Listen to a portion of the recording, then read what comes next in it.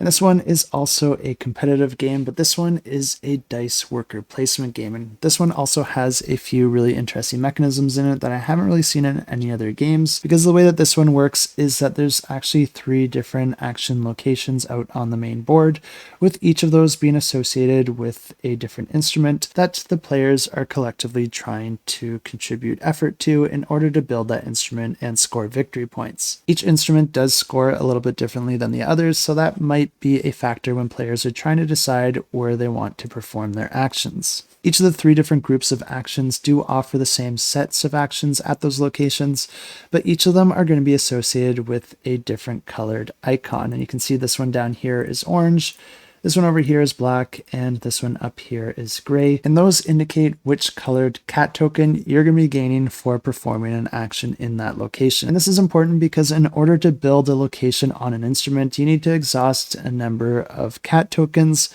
of the appropriate color.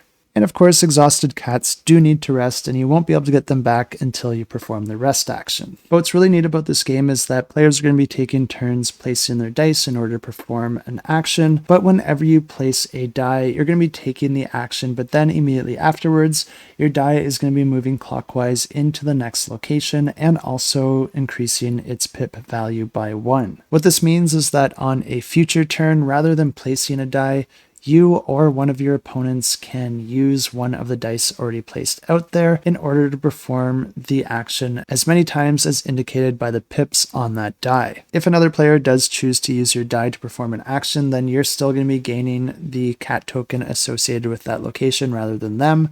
But the higher value your die is, the more incentive they have to use your die, even if it means that you're gaining a cat from it. And like I said, there's the build action that you'll be able to perform as many times as indicated by the value of the die there. And then there's the rest action, which gets you your cats back, but that does work a little bit differently there because the value of the die indicates the row or column that you'll be able to return back to your supply. And the final action that I haven't explained yet is the inspect action. And whenever you perform this action, you'll be able to move the inspection mouse that many spaces on the associated instrument, triggering scoring on any of the locations that it passes through. This is going to gain victory points to the player that built in those locations. So of course, if you're the one controlling the mouse, then you're going to want to move that mouse through more of your locations and less of your opponents. A really interesting game here, and the game continues like this until the end of the game, where you're going to be adding up all the victory points, but then also adding up the victory points that each player gains from the unique scoring conditions from each of the individual instruments. And then the player with the most victory points after that wins the game. And if you are interested in this one, I will have it linked down below.